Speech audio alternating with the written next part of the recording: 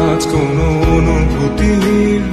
গভীরে যেতে চাই না আর কখনো, যেখানে নিঃশব্দ কান্নায় স্বরচিত হয় একান্ত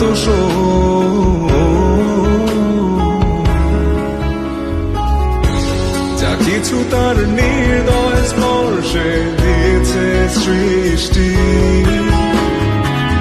নিভৃতে